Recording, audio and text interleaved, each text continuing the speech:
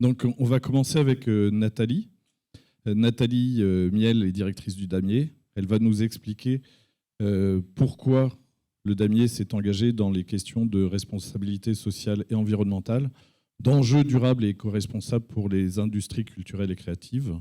Ensuite, nous accueillerons Florian, qui est déjà là, pour parler finalement de quels sont les enjeux d'un point de vue climatique.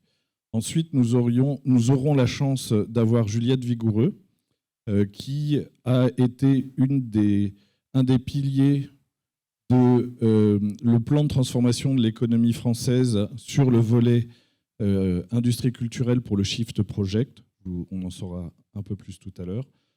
Et ensuite, nous aurons Laura Bossé et Arthur Nicolin.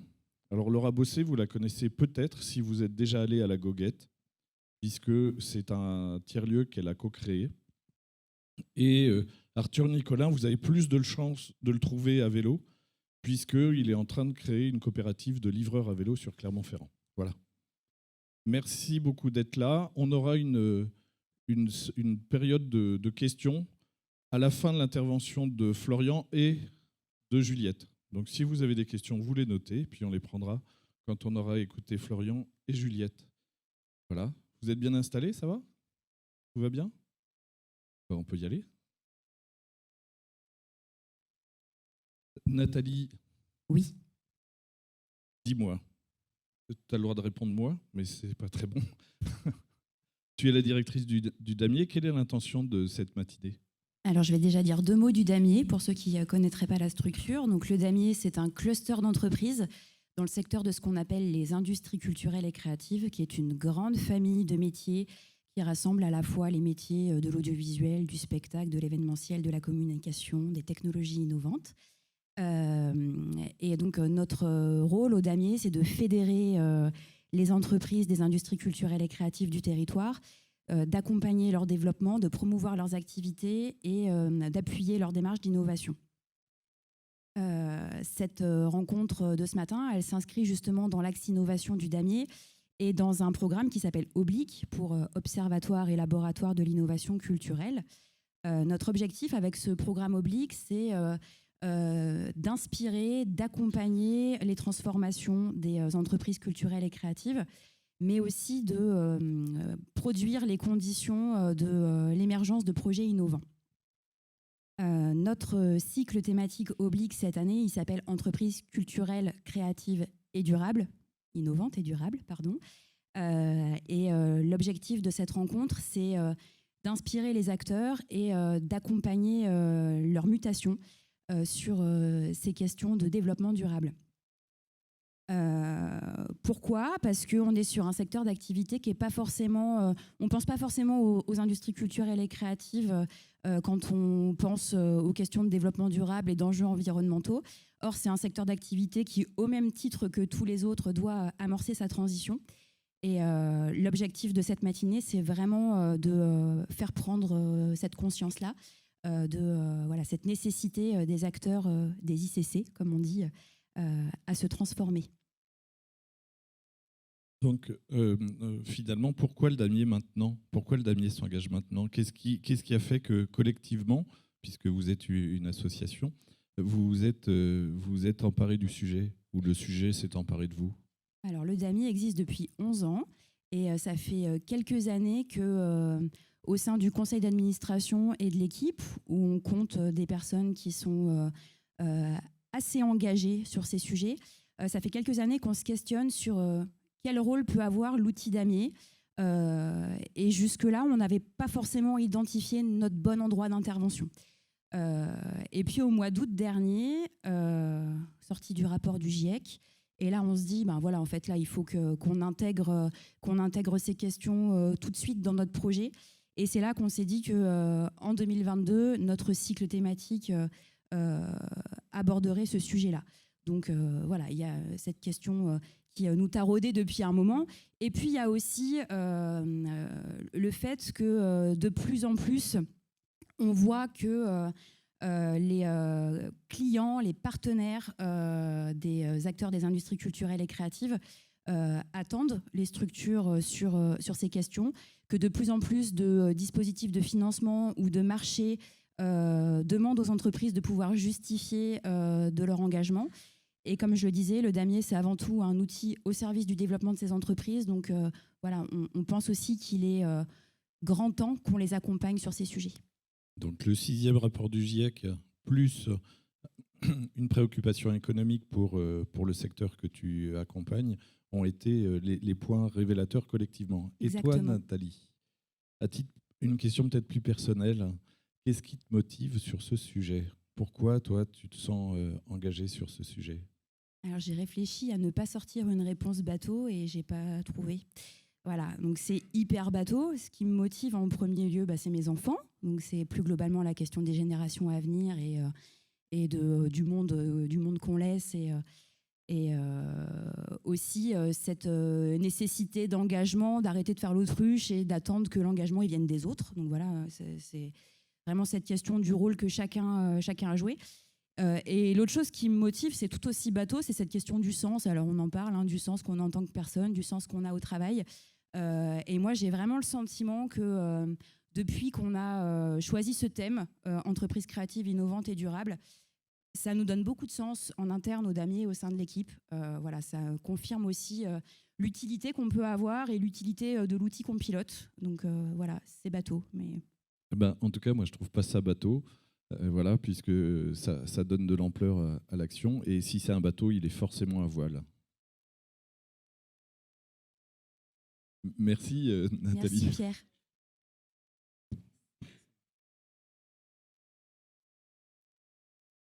Bonjour, Florian. Bonjour et bonjour à toutes et à tous. Tu es formateur en transition écologique et en enjeux climatiques, en éco-citoyenneté, en RSE. Vous voyez, ça, c'est facile, ça permet d'entraîner la diction. Tu es aussi référent Auvergne de l'association La Fresque du Climat. Quels sont pour toi les enjeux majeurs en matière de durabilité des activités humaines sur notre planète? Mais si tu as quelques éléments qui pourraient nous ancrer ça en Auvergne, c'est le vieux système du kilomètre cadavre, un truc de journaliste. Quand c'est grave et c'est près, il en faut moins que quand c'est grave et quand c'est très grave et c'est loin. Alors, je vais essayer de répondre à cette question qui est assez complexe et systémique. Donc, je vais essayer de vous donner un certain nombre d'informations et d'éléments pour que vous ayez conscience, on va dire, de l'importance de s'emparer de ces sujets-là et notamment de la transition écologique. On va essayer de partir de manière effectivement un petit peu générale au début de cette matinée pour arriver à zoomer finalement à ce qui peut se passer sur la région. Donc, en gros, déjà pour commencer, j'ai une question à vous poser. Qui parmi vous a déjà entendu parler du GIEC à main levée? Ok, super. Deuxième question, du coup, de la même manière, qui sait dire exactement ce qu'est le GIEC et ce que fait le GIEC au quotidien? Ok. Est-ce que tu peux en permettre une troisième peut-être? Oui, vas-y, je t'en prie, Pierre. Qu'est-ce qui a déjà fait un bilan carbone personnel? Yes. Ça marche, super. Alors pour ceux qui ne le savent pas, donc le GIEC, on en entend beaucoup parler effectivement, c'est une entité des Nations Unies qui a été créée à la fin des années 80, en 1988, et qui a pour objectif principal de synthétiser toutes les publications mondiales scientifiques sur le climat. L'objectif de ces rapports, donc ces rapports synthèse produits par le GIEC, c'est de donner une vision claire aux décideurs politiques, aux entreprises et aux citoyens de quel est l'état de notre climat et du réchauffement climatique, de comment il va évoluer dans les années futures, c'est-à-dire en fonction de nos émissions de CO2 et de gaz à effet de serre. Et ensuite, 2 temps supplémentaires, qu'est-ce qui se passe si les émissions de CO2 continuent à augmenter? Donc, quel est l'impact sur notre civilisation et sur nos sociétés? Et comment on peut essayer d'atténuer ces émissions et de s'y adapter pour les conséquences qui ne seront pas évitables? Donc, c'est ça le travail du GIEC et c'est ça qui est produit par ces différents rapports. Donc, du coup, qu'est-ce que nous disent ces rapports? Je me suis permis d'emprunter quelques images à l'association La Fresque du Climat. Pour ceux qui ne connaissent pas, j'ouvre une petite parenthèse. La Fresque du Climat, c'est un outil pédagogique et ludique, un atelier de 3 heures qui permet de sensibiliser aux causes et conséquences du réchauffement climatique. Donc si vous n'y avez jamais participé, je vous invite vraiment à prendre le temps de participer à ce genre d'atelier. Il y en a sur Clermont-Ferrand de manière assez régulière. Et ça permet en 3 heures d'arriver à se faire une bonne idée de quelles sont les causes et les conséquences de ce sujet. Je referme la parenthèse. Donc la fresque du climat ainsi que ses visuels sont entièrement basés sur les rapports du GIEC. Donc ce que nous dit le rapport, pour commencer, si vous regardez la première carte en haut à gauche, c'est baisse des rendements agricoles. Donc clairement, ce que dit le GIEC, c'est qu'en cas d'un réchauffement important à l'échelle planétaire, on va avoir des tensions sur les ressources alimentaires. Deuxième carte à côté, on a la ressource en eau douce. Donc ressources en eau douce, de la même manière, ce que nous dit le GIEC, c'est qu'en cas d'un changement climatique trop important, on aura des tensions sur la ressource en eau douce, donc pour nos besoins quotidiens et notamment pour notre agriculture. Ensuite, troisième carte, sur la droite, toujours en haut, on a les sécheresses, donc tout ce qui est événements climatiques extrêmes. Ce que nous dit le GIEC très clairement, c'est que en cas d'un réchauffement important, les événements climatiques extrêmes type sécheresse, canicule, incendie, inondations, crues vont s'accentuer. Donc ça, c'est ce que nous dit le GIEC. Bien sûr, si on a ces impacts à l'échelle planétaire, qu'est-ce qui va se passer? On va avoir des réfugiés climatiques par dizaines ou centaines de millions de personnes qui devront changer de lieu d'habitation parce que ce ne sera plus vivable aux endroits où ils vivront actuellement. On aura des impacts sur la santé humaine et bien évidemment, au final, on peut imaginer que s'il y a des zones où on manque de nourriture, on manque d'eau et qu'on a des événements climatiques extrêmes là où on habite et qu'il y a beaucoup de gens qui bougent, on va avoir des conflits géopolitiques, des tensions et potentiellement des conflits armés. Donc, quand on parle de réchauffement climatique, il faut bien avoir en tête que ce n'est pas juste une augmentation de la température, c'est tout ça qu'il y a derrière. Donc c'est important de l'avoir à l'esprit, on n'en parle pas souvent suffisamment malheureusement quand on parle de ces enjeux climatiques. En fait, on est là pour vous casser le moral. Non, je plaisante. Mais c'est pas anodin. Hein. Dès qu'on aborde ces sujets de changement climatique ou de dérèglement climatique, on peut se retrouver en ce qu'on appelle de l'éco-anxiété ou de la solastalgie. L'éco-anxiété, qu'est-ce que c'est? C'est que le fait de ce qui arrive nous met en anxiété, et la solastalgie, c'est un peu différent, c'est-à-dire qu'on est tellement en lien avec la Terre, en tout cas la planète Terre, le système Terre, que quand on fait du mal à la Terre, ça nous touche. Vous voyez, c'est pas tout à fait la même chose. C'est des choses auxquelles il faut faire attention. Souvent, quand on en prend conscience, c'est plus marqué, et puis petit à petit, on apprend à vivre avec.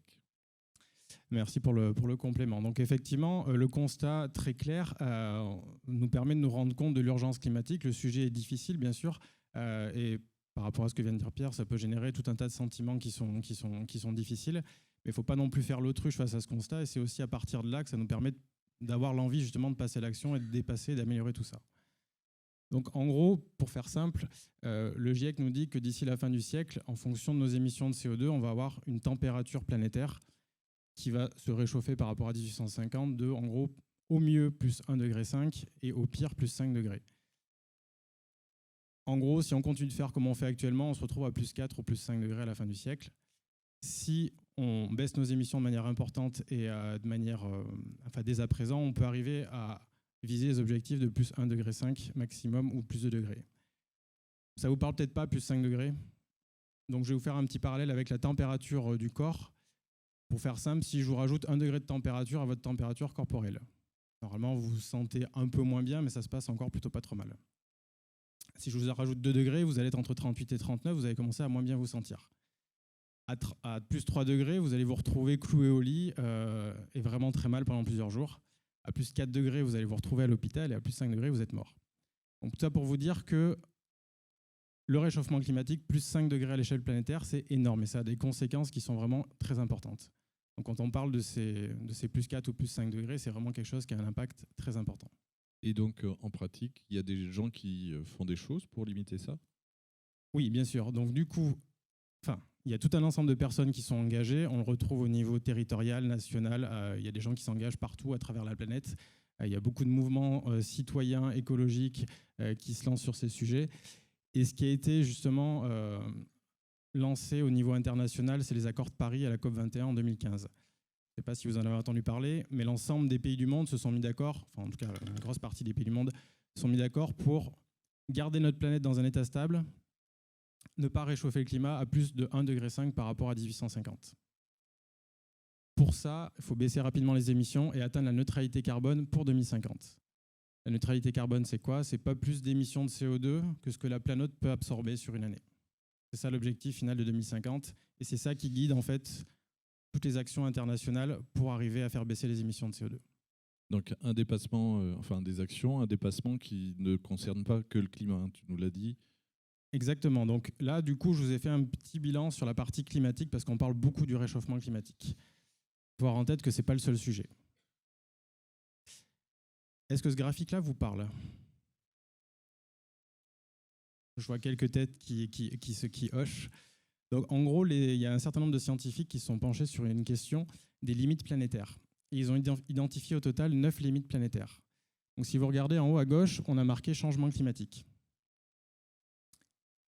Mais le changement climatique, on se rend compte que c'est qu'une seule des composantes qui peut perturber nos conditions de vie sur la planète. Donc, il y a bien sûr le climat. Et on se rend compte qu'il y a 8 autres éléments qui peuvent impacter ces conditions de vie sur Terre. Il y a la biodiversité, donc tout ce qui va être faune, flore, écosystème. On va avoir également tout ce qui concerne les sols, donc aussi le cycle du phosphore et de l'azote. Donc pour faire simple, c'est ce qui permet de nous nourrir et de pouvoir pousser notre agriculture pour nous donner à manger, très clairement. On va avoir aussi tout ce qui est entités nouvelles, telles que pollution plastique, pollution chimique, etc., acidification des océans. Je ne vais pas tout rentrer en détail. Mais ce qu'il faut avoir en tête, c'est que le sujet du réchauffement climatique, ce n'est pas le seul problème. C'est-à-dire que si on fait une transition écologique qui ne prend que le dérèglement climatique en compte, on va passer à côté d'une partie de la transition.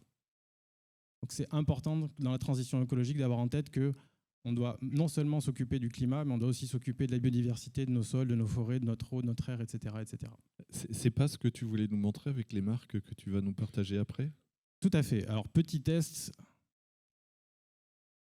Donc, j'imagine que si je montre ces 6 logos à l'écran, en haut à gauche, est-ce que tout le monde sait me dire ce que c'est? Allez, allez-y à voix haute. En haut à gauche, c'est... OK. Au milieu, juste à côté, Carrefour. À côté, en bas à gauche, Ferrari, effectivement. Au milieu, ensuite, Instagram. Et en bas à droite, c'est le tigre. Puma. Donc ça, les doigts dans le nez pour tout le monde, on est d'accord? Là, c'est plus dur. On fera un vote à main levée pour savoir qui... Ah, il n'y a pas le son. Alors du coup, on va faire autre. Estelle, t'as triché. Alors du coup, on va le faire autrement. J'ai enregistré le son sur mon téléphone. On va compter sur votre honnêteté. Ah mais là, c'est mort. On va compter sur votre honnêteté.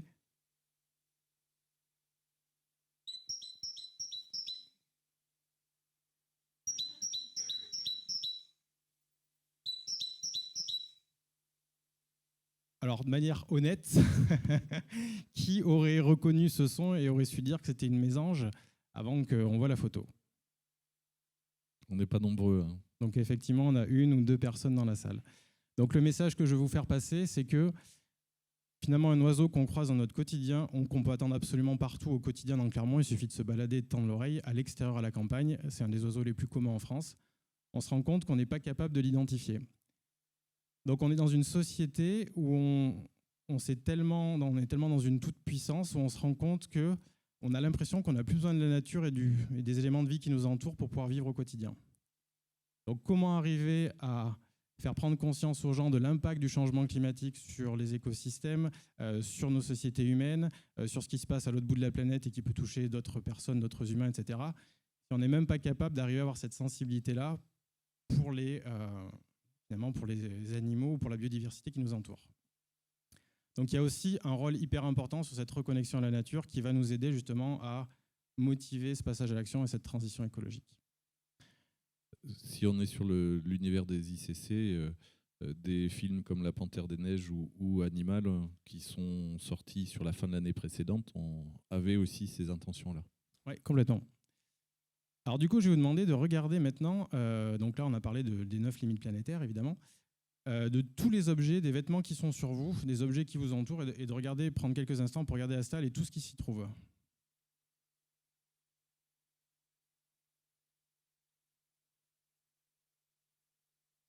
Tout ce qui est sur vous comme vêtements, ce que vous avez mangé ce matin, ce qui a servi à chauffer cette salle, qui se permet d'éclairer ces projecteurs, qui a permis de fabriquer la coupole et tout ce qui s'y trouve, a nécessité de l'énergie. Malheureusement, donc, on est littéralement perfusé d'énergie pour fabriquer tout ce qu'il y en a autour de nous, pour transformer, pour chauffer, pour modifier, déplacer, etc. Malheureusement, à l'échelle planétaire, autre sujet en plus des sujets climat et des 9 limites planétaires, c'est cette énergie. Donc l'énergie, en fait, à l'échelle planétaire, on a plus de 80% de l'énergie, c'est du pétrole, du gaz et du charbon. Donc 80%. Donc, c'est des énergies fossiles que quand on brûle, c'est des émissions de CO2. Donc forcément, ça rejoint notre premier problème, le problème du climat. Parce qu'on utilise beaucoup d'énergie, et l'énergie qu'on utilise est fossile et donc émet du CO2. Parmi ces énergies, on a donc le pétrole, et en ce moment, j'imagine que vous êtes conscient qu'avec la crise russo-ukrainienne, on se rend compte que l'énergie est un vrai sujet. Malheureusement, ça c'est les découvertes pétrolières depuis les années 50. On se rend compte que plus le temps avance, moins on découvre de pétrole. Donc la crise russo-ukrainienne montre une autre problématique générale liée au climat et à l'énergie et à ces sujets sur la transition écologique et énergétique. C'est que le pétrole, on va en avoir de moins en moins à disposition. On se rend compte qu'en ce moment, sur un pays, sur une crise comme la crise russo-ukrainienne, que d'imiter les énergies fossiles, ça a des impacts très forts sur l'économie et sur tous les secteurs d'activité. Donc on se rend compte qu'en plus du sujet climatique, on a un vrai problème sur la partie énergétique parce que un pays comme la France ou l'Europe, on n'a pas de pétrole à disposition. Et on est extrêmement vulnérable par rapport à ces sujets-là.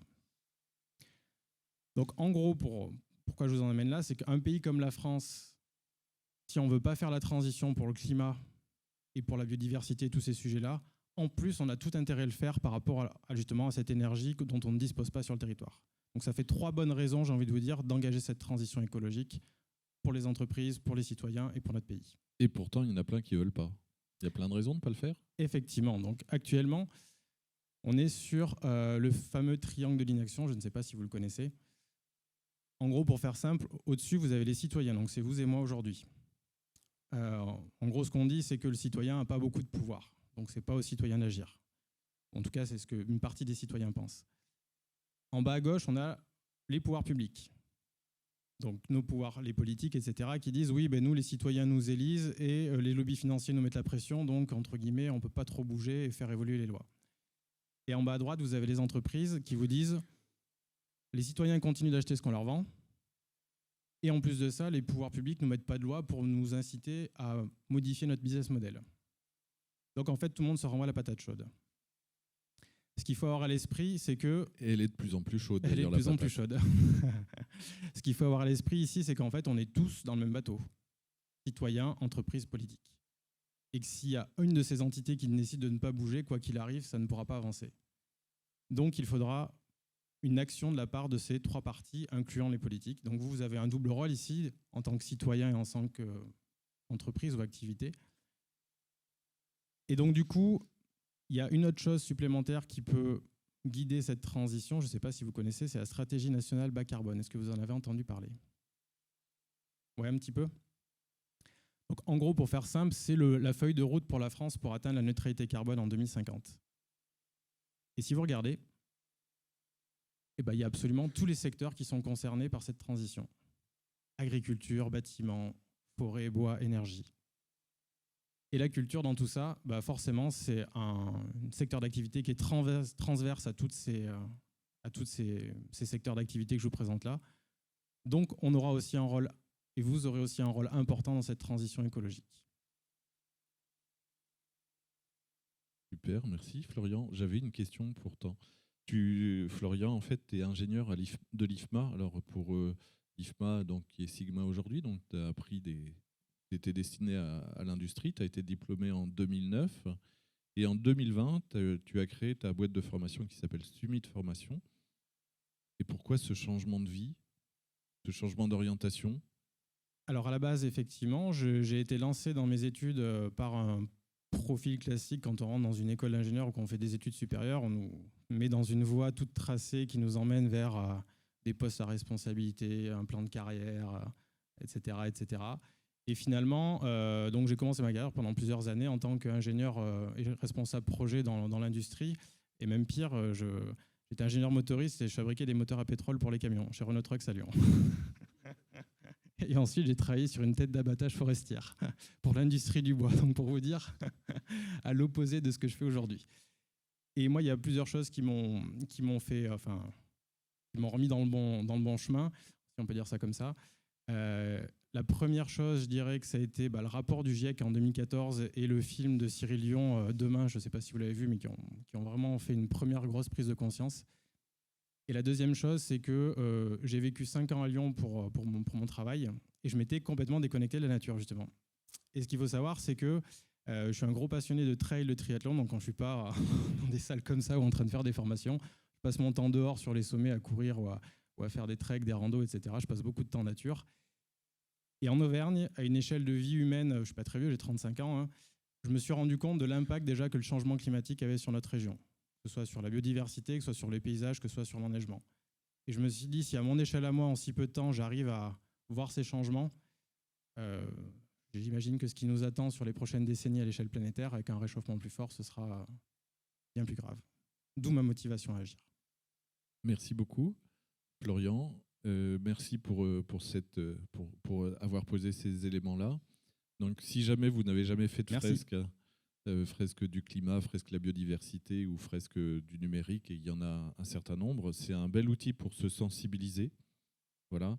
Je vous conseille aussi, si vous n'avez jamais fait de bilan carbone, de taper sur Google Nos gestes climat, et vous arriverez sur un calculateur qui permet d'avoir une idée. Voilà. Et puis, si vous aimez les bandes dessinées, je vous conseillerais Le Monde sans fin de Jean-Marc Jancovici, qui permet de rentrer un peu plus dans le détail de notre impact. Vous n'êtes pas obligé de lire la partie sur le nucléaire, mais puisque c'est un fan du nucléaire, je le dis, il faut le savoir, ça fait partie de ce qu'il a dit, mais tout ce qui est constat nous permet de savoir quel est notre impact. Voilà. Et avec une approche systémique qui est très importante, c'est-à-dire sortons de nos trucs cause-conséquence, essayons de voir un peu le système de façon plus large. Merci beaucoup, Florian. Merci Pierre, merci de m'avoir écouté.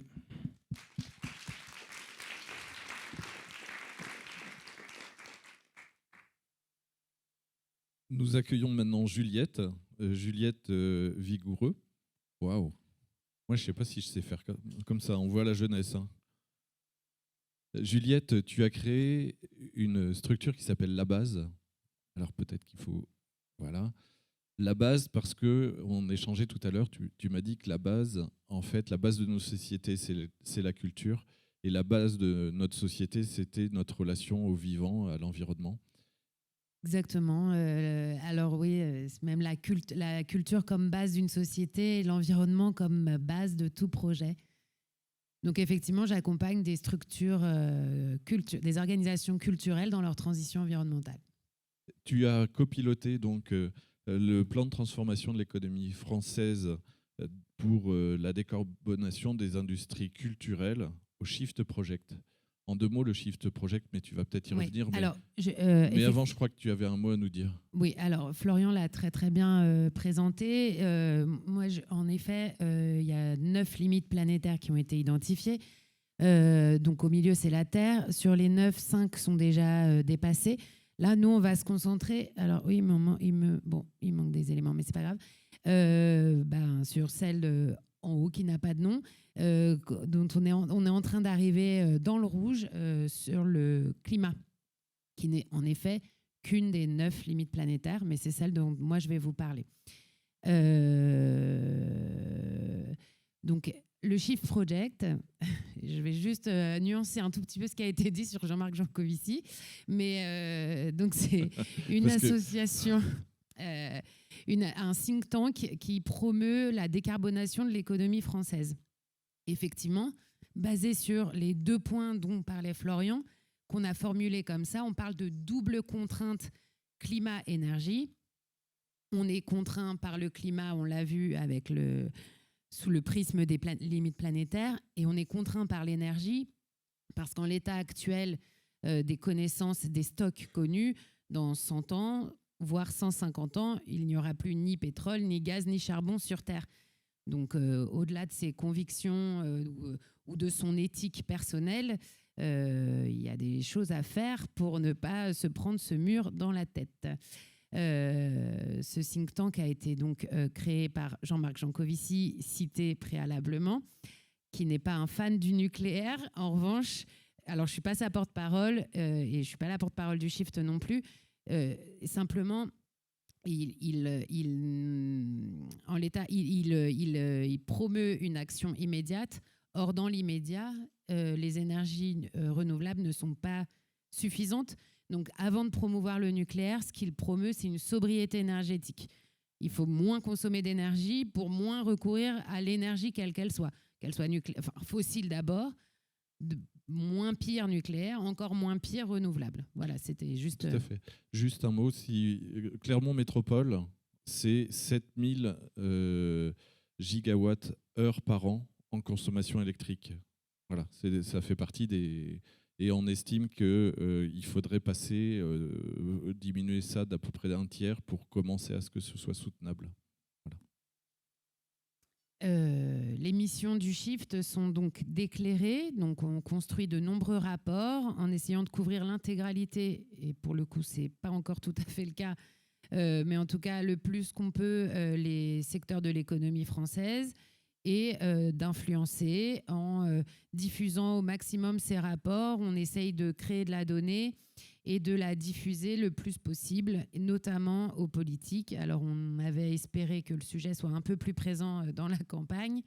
Voilà, on avait indifféremment à l'ensemble des candidats livré l'ensemble du PTEF, le plan de transformation de l'économie française, pour indiquer les mesures que nous recommandions dans le cadre d'une planification de sobriété pour satisfaire ces deux contraintes, encore une fois, climat et énergie.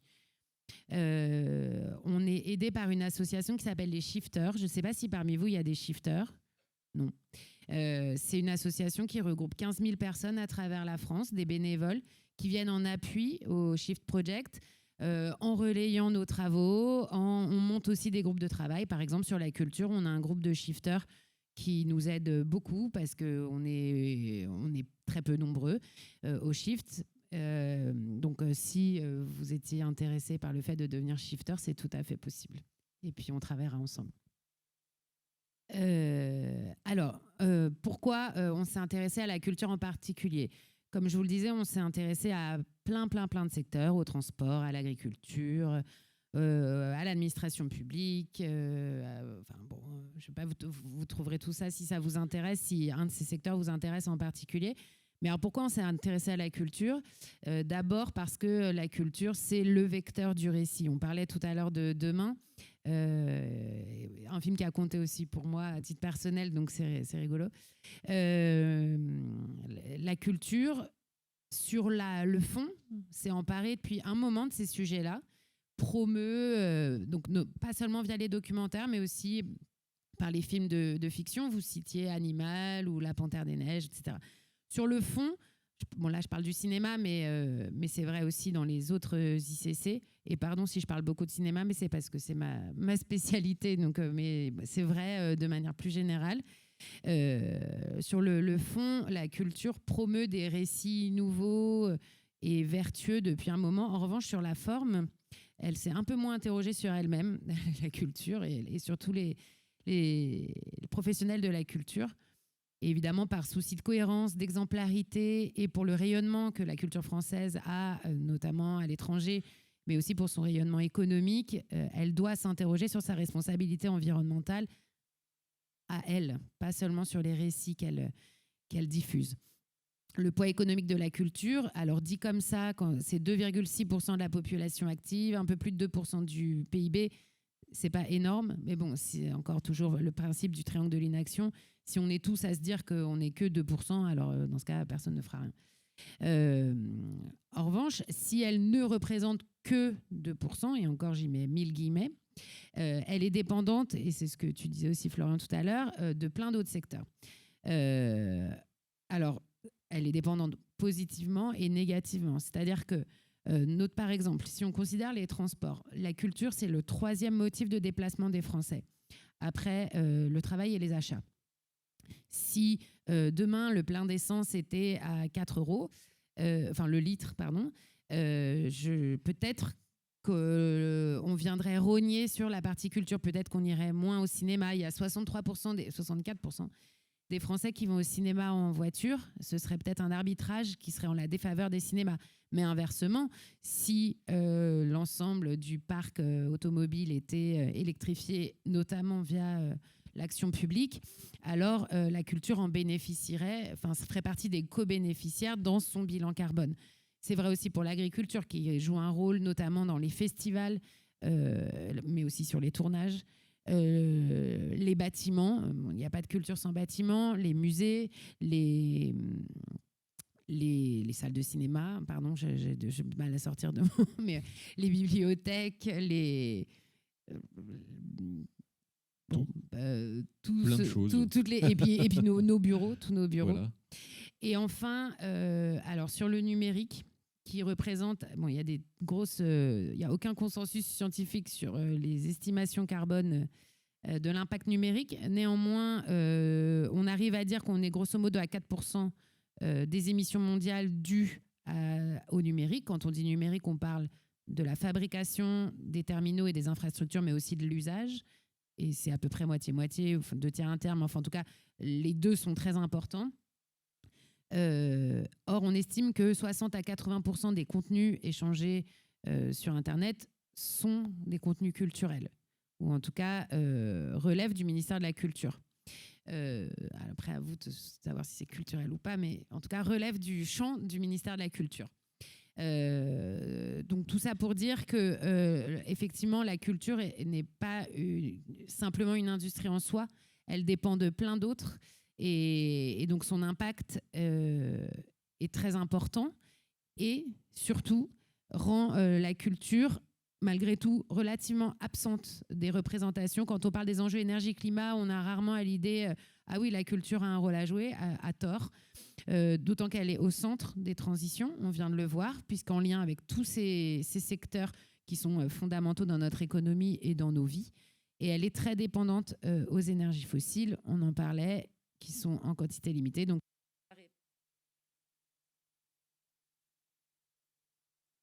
ça y est, non ? Ça y est, c'est bon. Donc il faut qu'elle se pose cette question de répondre à la double contrainte. D'autant que, simplement, donc on parlait tout à l'heure de la fresque du climat, qui est par exemple un outil de sensibilisation.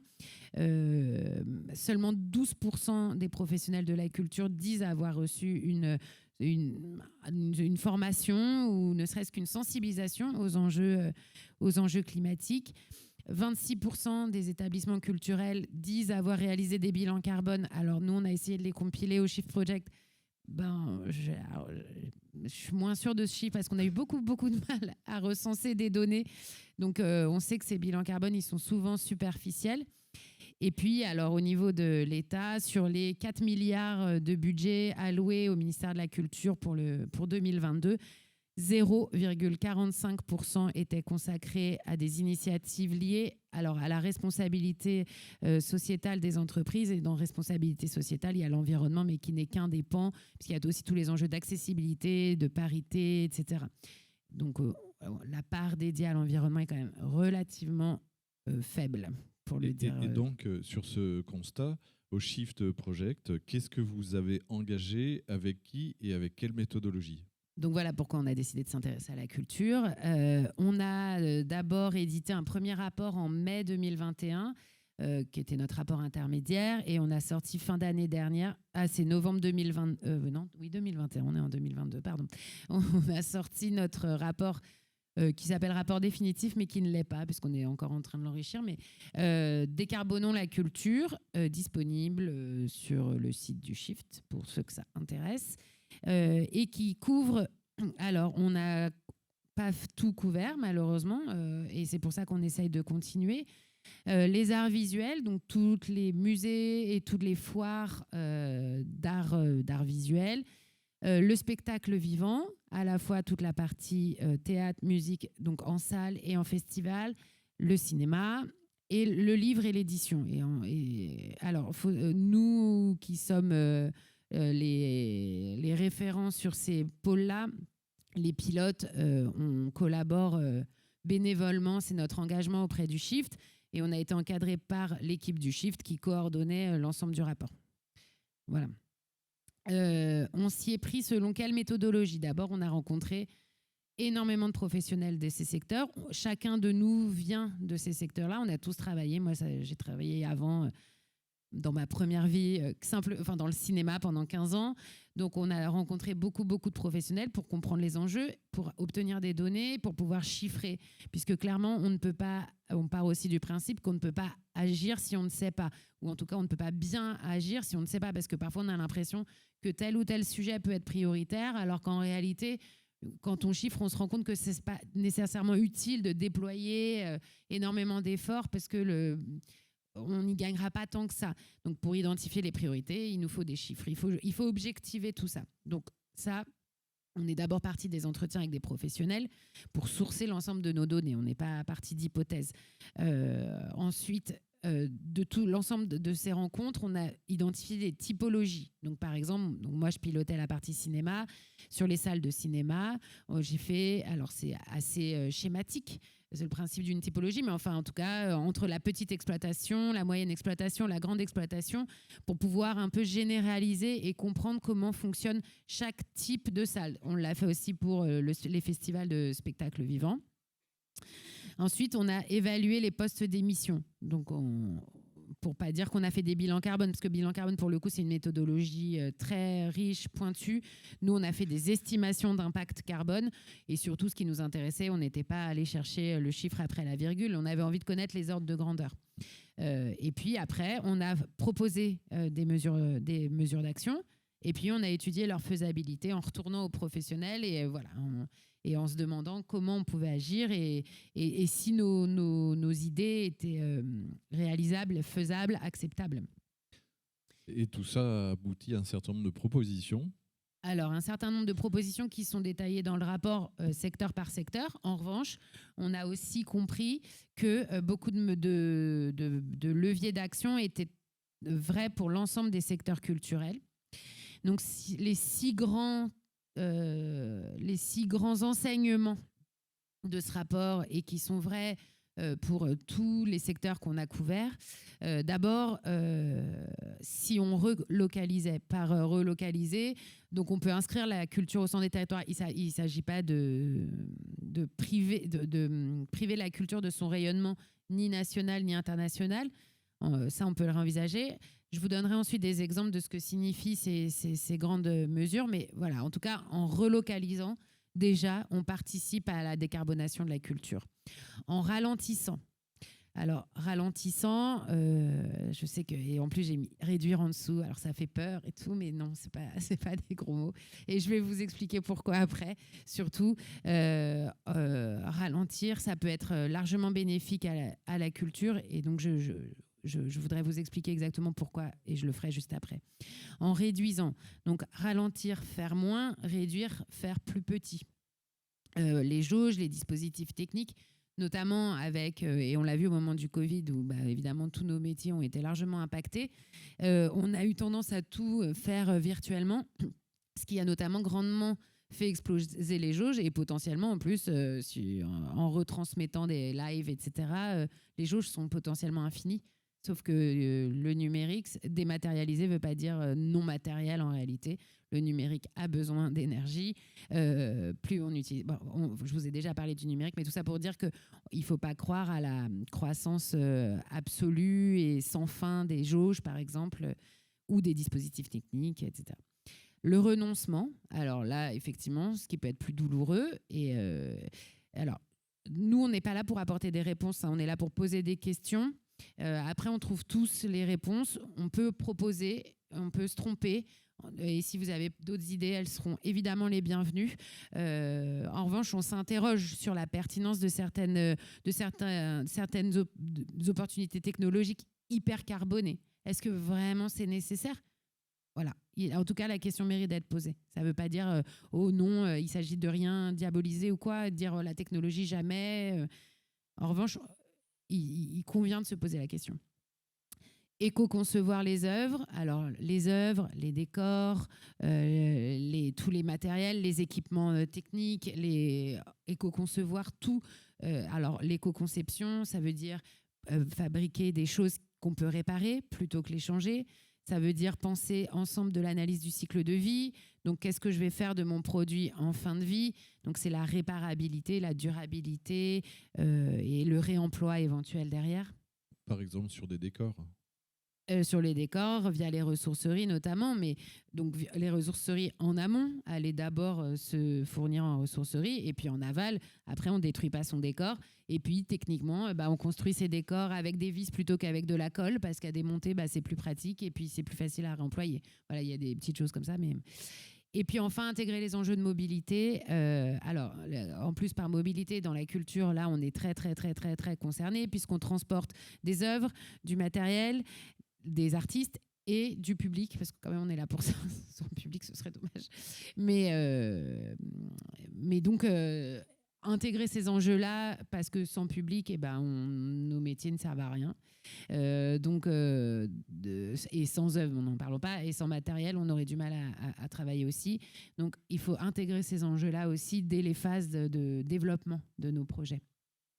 Pour être un peu plus concrète, qu'est-ce que ça veut dire, par exemple, appliquer au cinéma la relocalisation? Donc, on peut parler de cinéma de proximité. Alors ça, c'est quand même relativement le cas dans le secteur du cinéma, puisqu'il y a un maillage territorial quand même assez dense. En revanche, on peut se poser la question, oui, de ce qui a été le cas, surtout dans les années 90, de construire des cinémas dans des zones très, très excentrées, dans le but de faire venir des zones industrielles, etc. Et ça a été dans des politiques d'aménagement du territoire, mais qui ont été aujourd'hui, alors on ne les regardait pas de la même manière aujourd'hui, mais qui sont aujourd'hui relativement en contradiction avec des politiques publiques environnementales. Et puis aussi, la relocalisation, c'est se fournir localement pour ses confiseries, les boissons de son cinéma. Et ça, c'est quand même relativement facile à mettre en place. Le ralentissement, donc le gros mot. Tout à l'heure, par exemple, donc entre 2011 et 2019, il y a eu 12% de films produits en plus pour un nombre d'écrans, de salles de cinéma et d'entrées stables. Donc en fait, ça s'est fait complètement au détriment des films qui ont fait moins d'entrées par film, mathématiquement. Donc est-ce qu'il y a du sens, encore une fois, simplement on pose la question, de sans cesse, chaque année, on produit un peu plus de films, mais à quelle fin? Est-ce que c'est pas le film qui abîme le film, en fait? La réduction, faut savoir que le taux de remplissage moyen des salles de cinéma en France, c'est 13%. Alors, c'est un taux moyen, donc qui considère la projection de 10h du matin et celle de 20h. Donc, évidemment, les remplissages ne sont pas les mêmes. En tout cas, est-ce qu'on a besoin d'avoir des si grandes salles? Puisqu'évidemment, plus une salle est grande, plus elle est compliquée à chauffer, elle coûte en énergie, elle coûte en fabrication. On peut s'interroger du coup sur la pertinence des très grandes capacités. Est-ce qu'on ne peut pas mutualiser avec, par exemple, une salle comme ici? J'en sais rien. Enfin, en tout cas, est-ce qu'on ne peut pas penser économie d'usage et de la fonctionnalité, sachant qu'en moyenne, les salles sont quand même relativement vides, alors qu'on est un pays je parle des chiffres 2019, parce que depuis... on n'est pas encore revenu tout à fait au même niveau d'entrée, mais en tout cas, un pays de cinéphiles. Sur le renoncement, là aussi, on peut s'interroger. Il y a eu toute une vague sur la 3D. La 3D, c'est 50% de puissance lumineuse en plus. Et je ne parle pas en plus des stockages, parce que les fichiers sont 4 fois plus lourds. Donc là, je parle du stockage numérique, pardon. Mais est-ce que vraiment la 3D... Est-ce que le jeu en vaut la chandelle, en fait, tout simplement? Est-ce que pour le plaisir du spectateur, on parle toujours d'expérience spectateur, etc. Peut-être que oui, mais peut-être que non. Donc, posons-nous la question. L'éco-conception, alors là, pour le coup, ça s'est pas mal développé au niveau de la production des films. Il y a même des outils. Maintenant, on parlait tout à l'heure de faire son propre bilan carbone à titre individuel, mais même on peut le faire maintenant pour son film. Pour son projet audiovisuel. Donc, je vous invite, si vous ne connaissez pas, les outils comme Carbon Clap ou Seco2 qui sont gratuits en ligne et qui permettent de donner des estimations de l'impact carbone d'une production audiovisuelle. Et puis, l'intégration des enjeux de mobilité. Pourquoi ? Encore une fois, appliqué au cinéma, 90% sur les bilans carbone que j'ai fait des salles de cinéma, 90% des émissions carbone de la salle proviennent du déplacement, de l'acheminement des spectateurs vers la salle. Alors, si le premier réflexe, c'est de dire « Ah bah c'est pas moi, c'est les spectateurs ». Oui, mais non, parce que la salle sans spectateurs n'a pas de raison d'être. Donc la salle doit accompagner les spectateurs. Et on parlait encore de l'exemplarité de la culture. Une salle peut installer des bornes de recharge pour ses véhicules électriques, peut installer des parkings vélos sécurisés, peut pratiquer des politiques tarifaires favorables pour les gens qui viendraient en transport en commun, peut encourager le covoiturage en mettant en relation les gens qui réservent sur l'appli la même séance. Enfin voilà, il y a quand même énormément de leviers qui sont à la disposition des salles. Et parce que la salle sans spectateurs n'a pas encore une fois, de raison d'être, mais je l'ai déjà dit. Et tu nous as illustré ça avec une salle de cinéma. Et il y a une salle qui fait ça. Je ne suis pas partie prenante de cette salle. C'est un exemple, et en plus, il est en cours de construction. Dans la banlieue dans la très proche banlieue de Troyes, à Pont-Sainte-Marie, d'une salle du circuit Utopia, je ne sais pas si certains d'entre vous connaissent, qui ont à la fois qui ont appliqué l'ensemble de ces grands leviers d'action. Donc à la fois en se positionnant en lisière d'une zone résidentielle, donc, en ne construisant pas sur un sol artificialisé par ailleurs. En ralentissant, c'est un cinéma à énergie positive. Ils ont mis des gros panneaux photovoltaïques sur leur toit et surtout réutilisent tout à la fois parce que la chaleur des serveurs numériques, ils la récupèrent pour chauffer le cinéma, compte tenu de l'orientation alors là, c'est le travail d'un architecte, pour le coup, je ne serais pas compétente sur ce sujet, mais en tout cas, pour optimiser l'orientation dans la construction de la salle, pour à la fois qu'il n'y ait pas de déperdition de chaud, mais non plus, que ce soit ni un frigo, ni une serre sous le hall vitré. En réduisant, là, la salle s'est construite avec simplement 2 salles, avec des jauges limitées, en renonçant. Pas de confiserie, donc pas de confiserie, c'est évidemment pas les émissions liées à la fabrication des aliments, mais aussi pas de déchets. À l'éco-conception, alors tous les matériaux pour les travaux ont été achetés localement, que ce soit la paille, le bois, dans le département de l'Aube. Et enfin, et ça a été une des conditions à la construction de la salle, ça a été une négociation avec la collectivité territoriale pour l'aménagement par piste cyclable et rajouter une dépose, un arrêt de bus au niveau de la salle de cinéma. Voilà, et c'est comme ça d'ailleurs que la salle a obtenu plein d'argent public. Donc relocaliser, renoncer, réduire, ralentir, éco-concevoir et intégrer les enjeux de mobilité, c'est à la fois vital et possible. Absolument. Si dans cet auditoire, et je l'espère, des personnes ont envie d'avancer sur le sujet, sur ce sujet finalement de la réduction de leur impact et de leur viabilité renouvelée ou d'une prospérité renouvelée, par où tu commences? Par où tu leur conseillerais de commencer? Déjà, prendre le temps d'observer ces pratiques. Parce que parfois, et on le fait, on est tous, c'est normal, on fonctionne souvent par automatisme ou par habitude, mais donc c'est juste, ne serait-ce que se questionner, les observer d'abord pour pouvoir ensuite les questionner. Et ensuite, soit on a la compétence, parce que c'est aussi le gros problème des enjeux environnementaux, c'est que c'est excessivement complexe. On essaye de vous présenter un peu comme ça, schématiquement, mais c'est plein de données, il y a plein de choses à prendre en considération. Quand on essaye d'améliorer quelque chose, on se rend compte qu'en fait, ça aura un impact négatif sur quelque chose d'autre.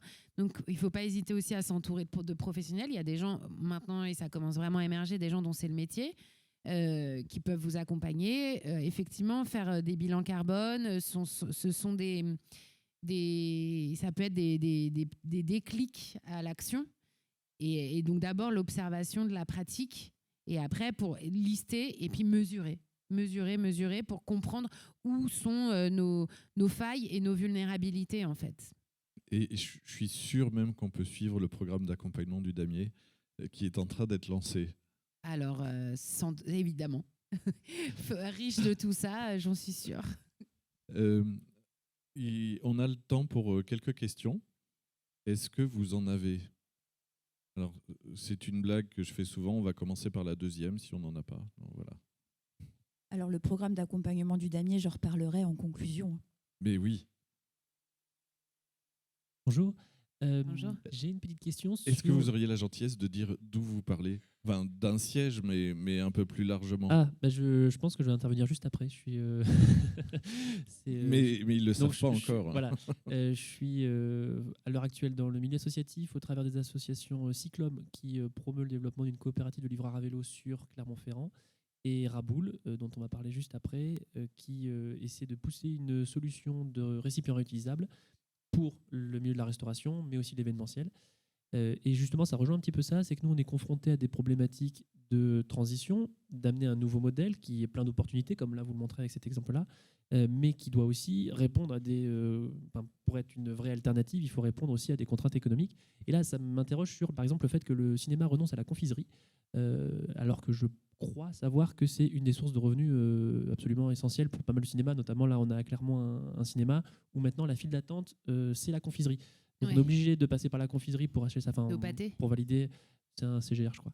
Mais en tout cas, voilà, c'est la question de comment on accompagne au-delà de l'argent public une transition en adéquation aussi avec les acteurs qui sont, comme l'a dit tout à l'heure Florian, pas forcément réceptifs qu'à ces enjeux-là seuls. Alors, c'est vrai que pour le coup, la confiserie, notamment dans les circuits, c'est 1/3 de la recette. Donc, les circuits, clairement, il n'est pas question pour eux de la supprimer. Utopia, c'est un peu différent. Et puis, effectivement, ils ont renoncé à la confiserie, pas à l'alimentation. Ils ont une cafétéria. Mais donc, ils n'ont rien de jetable, puisqu'ils n'ont que de la vaisselle, etc. Et ils ont une cuisine, et donc qui est fournie localement. Donc, ils ont renoncé à la confiserie. Ils n'ont pas néanmoins renoncé à alimenter leurs spectateurs. Et effectivement, ça n'a aucun sens si on ne répond pas à des contraintes économiques. Il ne s'agit pas d'être hors sol. Sinon, je veux dire, on peut inventer tout ce qu'on veut si ce n'est pas réalisable. Mais en revanche, en fait, c'est toujours le principe de éviter, renoncer, compenser. C'est-à-dire que d'abord, on évite, et ce qu'on ne peut pas éviter, c'est éviter, réduire, compenser. D'abord, on essaye d'éviter. Si on ne peut pas éviter, on réduit. Et puis, si on ne peut pas réduire, on compense. La salle pour laquelle l'enjeu confiserie est majeur parce que c'est 1/3 de ses recettes, on ne va pas lui dire « Ah non, tu vas te priver d'1/3 de tes recettes, évidemment. En revanche, peut-être que tu peux le faire différemment, mieux, localement, moins de déchets, voilà, effectivement. Et encore une fois, eux, c'est juste qu'ils ne sont pas fournis par des marques nationales de confiserie, ou internationales. Merci beaucoup. D'autres questions? Tout était clair. Moi j'en avais une parce que je vous conseille vivement de télécharger le rapport sur le site du Shift Project. C'est extrêmement intéressant. Vous avez plein de pistes qui sont dans tous les univers des industries culturelles et créatives. Donc voilà. Et pour autant, vous proposez 4 types de mesures, 4 types d'actions. Des mesures offensives, défensives, positives ou transparentes. Alors transparente, ça m'a interrogé.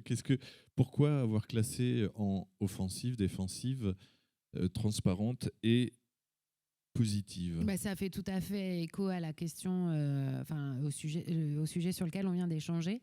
Tout n'est pas facile à mettre en place.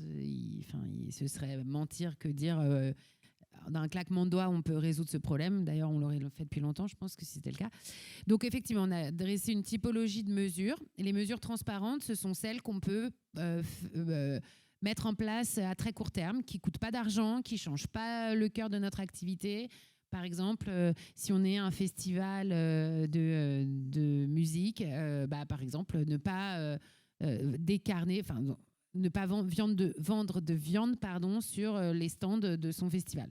Voilà, ça ne coûte pas d'argent, c'est très impactant et puis ça ne change pas le cœur d'activité du festival. D'ailleurs, j'ai une anecdote à ce titre. Il y a un festival, mais alors dont j'ai oublié le nom, qui, lorsque les gens achètent leurs tickets en ligne, donc, a mis... nous, on a prévu, parce que quand on dit ne pas mettre de viande, encore une fois, il ne s'agit pas de priver les gens et d'arriver, d'être moralisateur ou quoi que ce soit. Mais amis, voilà, nous, on a prévu que l'ensemble du festival soit végétarien. Si vous voulez de la viande, cliquez là. Donc, elle avait plutôt inversé les raisonnements classiques. Et en fait, il y a 3 personnes, je crois, qui ont cliqué. Tout le monde s'est dit, je pense, bon, bah oui, ok, pour 2 jours de festival, je crois que je vais pouvoir me passer de viande. Et en fait, évidemment, ils ont réduit leurs émissions carbone de 20%, ne serait-ce qu'en supprimant la viande.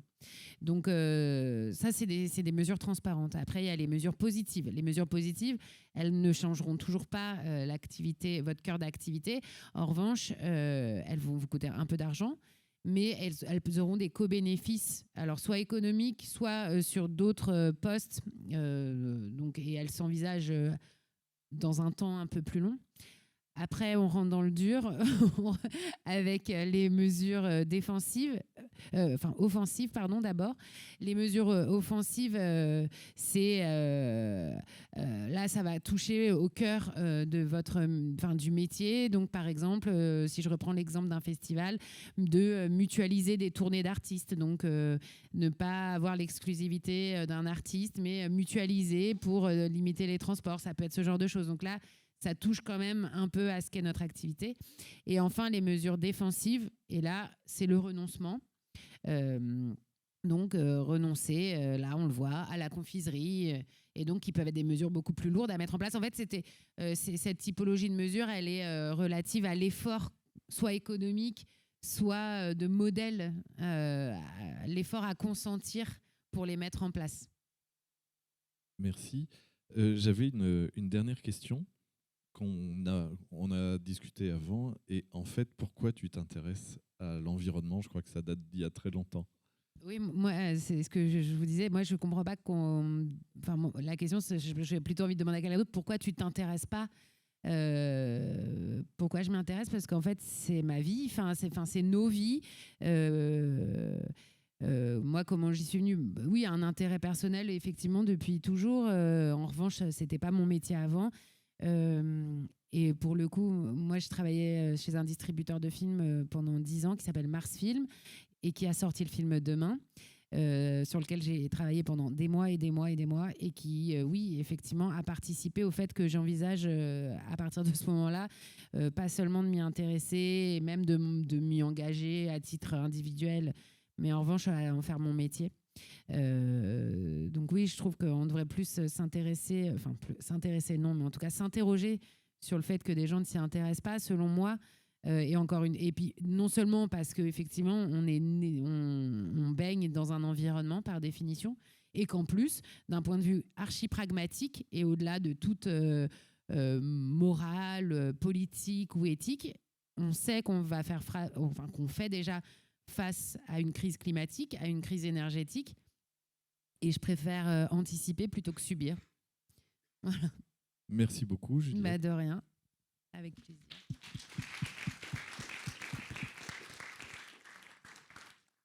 Alors, nous arrivons au 3e temps de notre échange, et je vais accueillir Laura et Arthur. Arthur, pardon. Oui, bien sûr.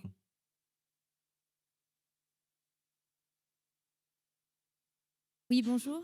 Donc moi, c'est Elisa Sport. Je suis coprésidente de Vidéoforme, qui est un festival art et culture numérique sur Clermont. Et j'avais participé, j'avais suivi une conférence il y a peu de temps justement sur ces questions-là. Et il y avait une petite jeune qui était là et qui intervient notamment sur les tournages de cinéma, qui est vraiment là pour accompagner, mais vraiment de façon très personnelle, les tournages. Et il me semble qu'elle avait parlé notamment du CNC.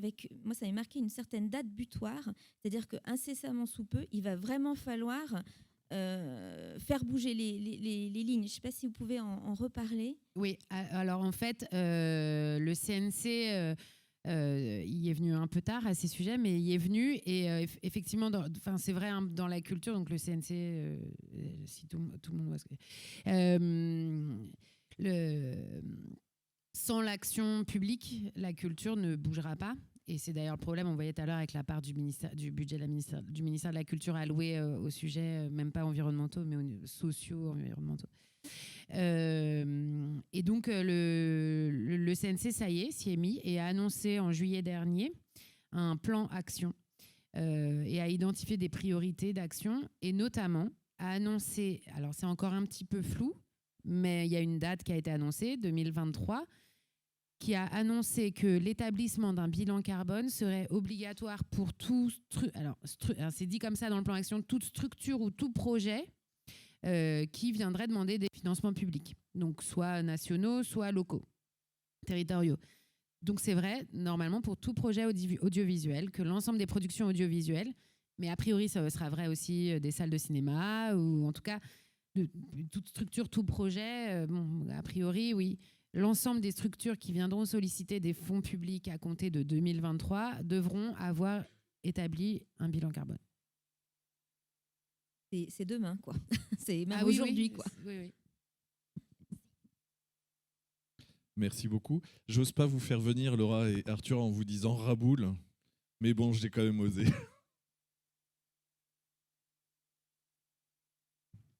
Oui, non, mais ça, c'est parce que je ramène ma fraise. Allez-y.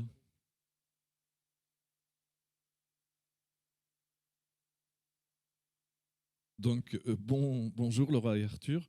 Alors Arthur, vous l'avez déjà entendu, il vous a dit ce qu'il faisait. C'est un homme qui a du mollet. Bonjour. Voilà. Donc tu as créé Cyclone. Donc cyclone, oui. Donc quand tu pédales, ça fait comme un cyclone. Il y a un jeu de mots, oui, ça devrait vous plaire. Voilà. Une association de livraison locale à vélo en train de devenir une coopérative et vous vous définissez, j'ai vu sur votre site internet, comme la tornade logistique clermontoise. Donc Cyclone. Mais pour autant, aujourd'hui, tu es là comme étant cofondateur de Raboul avec Laura. Laura, donc, toi, tu es cofondatrice de La Goguette, donc un tiers-lieu culturel et éco-responsable où, personnellement, je vous conseille, on y mange très bien, c'est absolument délicieux. Voilà, j'ai fait de la pub, mais mes papis s'en souviennent. Pour autant, aujourd'hui, on est là pour Raboul. Raboul, qu'est-ce que c'est, en quelques mots ? Alors, bonjour à tous. Raboul, c'est une association clermontoise qui a été créée il y a 1 an. L'objectif premier, c'est réduire l'emballage jetable à usage unique dans tout ce qui est alimentaire. Donc, je ne sais pas si vous conscientisez un peu ce qu'est un emballage jetable, si vous l'utilisez dans votre quotidien ou pas, mais dans la restauration, actuellement, en 2022, c'est fortement utilisé. En 2019, c'était 180 000 tonnes de déchets pour la restauration rapide. Entre-temps, il y a eu le Covid. Entre-temps, il y a eu aussi plein de développements de plateformes qui sont d'autant plus développés avec le Covid. Et aujourd'hui, on n'a pas les chiffres encore. Mais en tout cas, nous, l'enjeu de Raboul, c'est de proposer un réseau de contenants réemployables, réutilisables, à l'échelle locale. Donc, on est sur Clermont-Ferrand. C'est déjà une belle échelle, mais qui est une échelle humaine. Et d'essayer de le faire de la manière la plus simple, efficace et logique pour le mangeur final, vous et moi, qui avons des fois tendance à ne pas pouvoir manger chez soi ou dans un restaurant à table, mais avons pris l'habitude de manger sur le pouce ou dehors, ce que je vous souhaite. Mais en tout cas, d'avoir ce contenant qui est majoritairement jetable. Je ne sais pas si vous avez déjà conscientisé la durée de vie d'un contenant quand vous preniez chez votre restaurant préféré, que vous mangiez, mais il n'est pas énorme. Et que du coup, il va directement à la poubelle. Nous, notre but, c'est de le faire, alors, pas dans la moralisation, mais plutôt dans la sensibilisation et d'accompagner autant les mangeurs que les restaurateurs, artisans métiers de bouche, événementiels, vers une solution qui est durable. C'est-à-dire qu'il y a un réseau qui s'est créé. Ce réseau, c'est des partenaires restaurateurs qui vous proposent des contenants réutilisables et vous, des mangeurs, qui peuvent être demandeurs d'avoir ces contenants-là. C'est très simple d'utilisation. On emprunte, c'est comme le vélo partagé. On emprunte un vélo quelque part, on fait son petit parcours, on le redépose à une autre borne. Et pour le contenant réutilisable, c'est la même chose. On prend un contenant, alors peut-être ici au Salin, vous allez manger, peut-être au bureau qui est à peut-être 200 mètres à pied, et vous allez avoir envie de le redonner à un autre restaurateur partenaire du réseau, et ça, c'est possible. Donc là, on évite tous les flux logistiques qui sont contraignants de redéposer chez un même restaurateur, mais au contraire, d'avoir cette économie circulaire et de partage. Sur beaucoup sur lequel beaucoup d'autres axes, notamment la mobilité, s'est calé pour réduire cet effet usage unique et du court terme. Alors, autant je vois le rôle d'un restaurateur, mais les livreurs à vélo, Oui, en fait, comment tu interviens dans la chaîne ? Au-delà de l'enjeu environnemental, c'est vraiment une rencontre entre différents acteurs au travers d'un organe local, d'une association locale qui s'appelle Étonnant Festin, qui est un fort acteur de l'événementiel et qui, à mon avis, va avoir un rôle très important dans la candidature de Clermont à la capitale européenne de la culture 2028. On s'est rencontrés autour de cette problématique un petit peu diffuse lors des confinements, justement, où le milieu de la restauration a évolué, puisqu'il a fallu passer sur une part prépondérante, voire exclusive de vente à emporter, ou carrément fermée. Et donc, il y avait du temps, parce que les restaurateurs sont des personnes très actives, et, c'est comme tout entrepreneur, mais particulièrement actifs. Et donc là, le fait d'être un petit peu à rien faire, ça pose des questions, ça met en perspective quand votre métier, c'est accueillir des gens dans votre lieu, et que d'un coup, les gens n'ont plus le droit de venir dans votre lieu, ça change de métier. Et en parallèle de ça, donc nous, le Raboul s'est créé en mars 2021, Cyclum en janvier 2021. Il y a effectivement, comme disait Laura, des usages qui sont nés ou qui ont vraiment explosé, à savoir le fait de se faire livrer des repas à domicile. Donc nous, chez Cyclum, on porte une volonté d'alternative sur le plan social, de dire on va salarier les livreurs, on les salarie déjà, et on va être exclusivement à vélo. Donc il y a plusieurs aspects, plusieurs impacts visés, mais notamment un impact environnemental sur le fait de valoriser des circuits plus courts, parce qu'à vélo, forcément, on ne fait pas la même chose qu'avec un semi-remorque, donc il y a une complémentarité à penser. Mais de dire, mais si on économise le carburant pour se déplacer, ça peut être aussi cohérent dans l'approche de venir supprimer les déchets qui sont générés par la vente à emporter. Et donc voilà, ces préoccupations sur la mutation de leur activité des restaurants et cette volonté environnementale dans le prolongement de notre action déjà, c'est ça aussi l'origine de Raboul. Et derrière, il y a l'envie aussi de dépasser la simple contrainte. C'est un petit peu ce qui a été dit là précédemment. Souvent, quand on parle d'environnement, en fait, il y a énormément de thématiques qui sont mêlées. C'est pas juste le déchet, en fait. C'est là la boîte. Si on remplace une barquette jetable par une boîte, la boîte, il faut la faire circuler. Donc, il y a des enjeux logistiques. C'est là où on intervient, nous, chez Cyclum. Il faut approvisionner les boîtes propres chez le restaurant. Il faut récupérer les boîtes sales quand les mangeurs, on les appelle les mangeurs, les rendre pour qu'elles soient réutilisables. Il faut les laver, etc. Il y a tout un tas de flux. Et puis, dans la livraison en elle-même, là, il y a l'enjeu de pouvoir livrer des boîtes avec le plat dedans et puis de récupérer les boîtes chez le client directement pour pas qu'il ait à se déplacer, il ou elle ait à se déplacer. Donc il y a des opportunités sur les modifications des modes de consommation.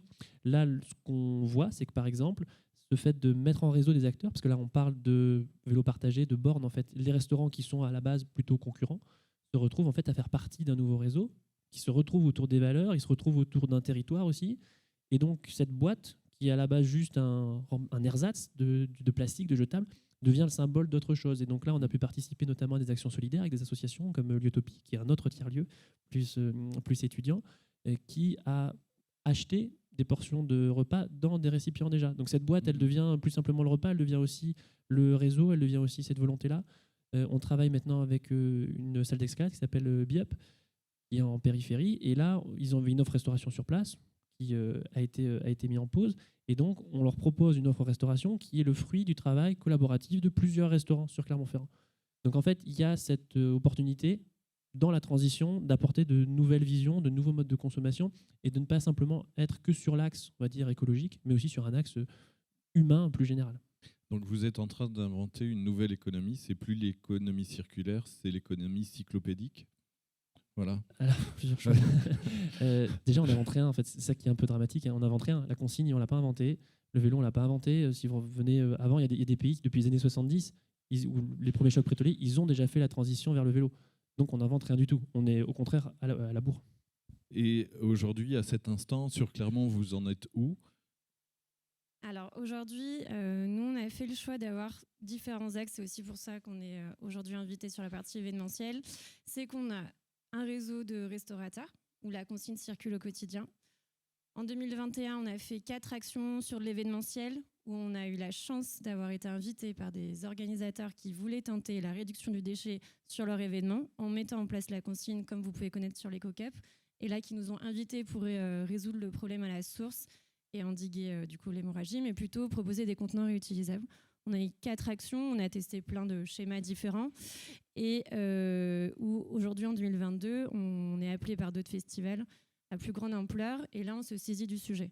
À savoir qu'en France, petite parenthèse, il y a très peu d'événements qui sont aujourd'hui conscients de l'enjeu. En tout cas, qui ne s'en saisissent pas et à défaut ne prennent pas encore conscience qu'il y a des possibles et des alternatives. Donc là, c'est aussi notre rôle, c'est d'être au quotidien avec des partenaires acteurs qui y croient et où finalement c'est simple. Et troisième axe qui est quand même très important pour nous, on parlait dans la sensibilisation, c'est qu'on intervient dans des écoles élémentaires notamment, où il y a un programme pédagogique sur 1 an qui est divisé en 4 axes, 4 interventions, où là, il n'y a pas que nous, on ne parle pas de consignes, on parle du déchet de manière générale, mais il y a un énorme chantier sur ces sujets-là. Et en fait, ces outils pédagogiques qu'on a créés, c'est ceux de Raboul, mais c'est ceux qui nous servent aussi en événement, parce qu'en événement, on n'a pas juste un stand. Là, on a mis quelques photos. Alors, voilà, c'est des photos pour dire que nous, ce n'est pas des choses... On va vraiment, moi je suis restauratrice à la base, donc je sais aussi c'est quoi les contraintes et les enjeux, mais le but c'est d'amener du positif. On anime, on a des jeux, on a des petits temps où ça va être peut-être 5 minutes où on sensibilise le mangeur. Moi j'imagine même avoir une fanfare en fait dans les événements où là on parle de la consigne, mais en fait on le fait de manière très ludique. Et tout ça, ça vient aussi participer au changement. Parce que tout ce qu'ont dit les précédents intervenants, c'est... Alors, si vous êtes là, c'est que vous êtes un minimum conscient et déjà, vous y pensez, mais il y en a beaucoup qui n'y pensent pas. Et donc, du coup, où on en est aujourd'hui à date, on en est que ça fait 1 an qu'on s'est lancé, qu'en 1 an, on a testé beaucoup de choses, qu'il y a encore des nouveaux projets qui arrivent, que là, actuellement, à Clermont-Ferrand, on nous demande aussi, nous, en tant que Raboul, d'intervenir dans d'autres villes en France, parce que toutes les villes ne sont pas du tout assez avancées sur ces sujets. Il y a moins de 100 acteurs du réemploi en France à date, c'est très peu. Quand on compte le nombre de villes et métropoles existantes à date. Et il faut vraiment savoir que c'est pour vraiment avoir une résilience, c'est des projets locaux et territoriaux qui peuvent arriver et être en capacité de comprendre leur territoire et de mettre en place des solutions. Et tout en ayant des connaissances niveau France, il y a même niveau européen, il y a des voisins français, allemands notamment, qui sont très avancés sur ces sujets-là, mais qui nourrissent en fait nos réflexions. Mais la solution, elle sera locale en fait, tout en ayant une dynamique collective. Et pourtant, je crois que vous êtes en train d'élargir, justement en faisant du multilocal. Ouais. C'est impec. C'est impec. Comme je vous disais, alors nous, quand on a créé Raboul l'année dernière, on n'a pas réinventé la roue. On a appelé d'autres villes en France qui faisaient des réseaux de consignes en disant « coucou, j'ai vu que tu faisais ça chez toi. Moi, je ne suis pas porteuse du projet Raboul. À la base, j'existais pas. Mais par contre, je suis intéressée pour savoir comment tu fonctionnes. » Et en fait, j'ai appelé Montpellier, donc Clémence et Adeline. J'ai appelé plein d'autres villes et on s'est dit « mais tu as les mêmes contraintes que moi sur ton territoire. Par contre, ta métropole n'est pas avancée de la même manière. Tu n'as pas envie de faire forcément les mêmes interactions avec ton territoire, mais on a le même but. » Est-ce qu'on ne créerait pas un collectif en fait? Donc on a créé une association qui s'appelle Impec, qui a pour but premier de mutualiser des outils. On mutualise notamment l'outil premier qui est un outil de gestion de la consigne en web application, mais qui permet aussi des mutualisations de compétences. Cette structure au niveau national, elle est importante. Alors là, récemment, on a eu en plus remporté un bel appel à projet au niveau national, donc qui montre qu'il y a de l'espoir sur ces thématiques-là, mais c'est de dire qu'on peut mutualiser des choses, on n'est pas en concurrence sur nos territoires, parce que si l'enjeu premier, c'est la réduction du déchet, eh ben, on a tout intérêt à être ensemble. Ce matin, à 9h, j'avais ma réunion hebdo sur qu'est-ce qu'on fait au niveau national. Chaque semaine, il y a des vrais points qui sont discutés ensemble. En France, Clermont-Ferrand est le plus avancé sur l'événementiel. Et on n'a fait que 4 événements l'année dernière. C'est pour vous donner un peu un comparatif. Par contre, il y en a qui sont sur de la consigne du plat, du contenant, mais il y en a d'autres qui sont aussi avancés sur la consigne opérateur du réemploi pour les producteurs et qui sont très très forts. Et là, il y a tout intérêt aussi à essayer de se saisir du sujet. Donc ça montre aussi qu'on a une dynamique locale, mais qu'on a aussi une force niveau national où on collabore. Tu voulais rajouter quelque chose ? Mais vas-y. Non, c'est pour dire qu'aussi ces enjeux de réseau, le fait de se dire on réinvente pas la roue, on n'essaie pas chacun de faire sa petite solution dans son coin, notamment là, quand il s'agit d'applications, il y a un vrai enjeu sur le numérique, Juliette en parlait, de sobriété sur le numérique. Donc là, typiquement, sur les données qu'on collecte, sur les modes de traçage des boîtes, on a des débats à l'échelle nationale sur qu'est-ce qui est le plus adapté aussi en fonction de nos besoins, des fonctionnalités qu'on a envie de développer. Mais déjà, le fait d'avoir une application pour 8 villes plutôt que 8 applications par ville, c'est pas mal. Et ça démontre aussi, encore une fois, au-delà de l'engagement écologique, qui est absolument essentiel, ça montre qu'on peut avoir des convergences. Et dans un pays qui est démocratique, a priori, c'est pas mal d'avoir l'adhésion de plusieurs personnes, d'avoir l'adhésion des utilisateurs, de se rendre compte qu'on va pouvoir mettre en commun, au-delà de l'aspect économique, il y a un aspect philosophique de se dire, c'est bien, on tend à un avenir commun, désirable, qu'on peut construire. Sur ce calque un petit peu de réseau national, Cyclum fait aussi partie de Coop Cycle, qui est exact, c'est un petit peu, Impec a été un petit peu inspiré aussi de ce type de réseau qui regroupe les coopératives de livreurs à vélo partout en France, partout dans le monde. Il y a à peu près entre 50 et 80 villes dans le monde qui sont sur le même format que ce qu'on fait ici. Et l'idée de voir ces réseaux-là qui sont associatifs, l'association Loi 1901 française, qui tendent vers du salariat, vers de l'équité sociale, qui sont en fait des acteurs de l'économie sociale et solidaire, ça montre que, par rapport au schéma tout à l'heure de Florian, où les gens se pointent un petit peu du doigt, mais il y a aussi des gens qui se disent, non, moi je prends ma responsabilité même pour les autres, puisque je propose des projets qui sont inclusifs, au sens où d'autres personnes qui adhèrent vont pouvoir le rejoindre, et j'attends pas que la législation arrive. Et là, on se rend compte, ce que je voulais compléter, c'était ce qu'on se rend compte qu'avec Raboul, là, on se rend compte qu'on a l'impression d'être en retard par rapport à l'urgence climatique, mais en fait, on est juste à l'heure, puisqu'il y a des législations qui arrivent. Il y a des acteurs, notamment des acteurs là, comme les CCAS qui font la distribution de repas à domicile, qui se retrouvent avec une injonction là, en janvier 2022, d'utiliser des récipients réutilisables. Ils sont là, il n'y a pas de solution en fait. Donc le problème, c'est que le fait de se pointer tous du doigt, il faut aussi qu'on arrive tous à faire converger nos efforts. Et donc c'est logique de réseau, c'est logique de transversalité aussi, de dire le problème des restaurants, c'est aussi un petit peu le problème des événementiels. Et bien tout ça, c'est des choses qui nous permettent de sentir un petit peu qu'on est, alors je sais pas dans le juste, c'est peut-être un peu je sais pas, présomptueux, mais en tout cas, c'est de se dire qu'il y a une possibilité d'avancer collectivement et que c'est ça en fait faire société. Et donc si on veut construire un avenir durable, il faut avant tout qu'on le fasse ensemble. Donc faire collectivement. Et en quoi les gens qui sont ici, donc qui sont des gens des industries culturelles et créatives, vous permettraient de passer à la vitesse supérieure, à changer de braquet?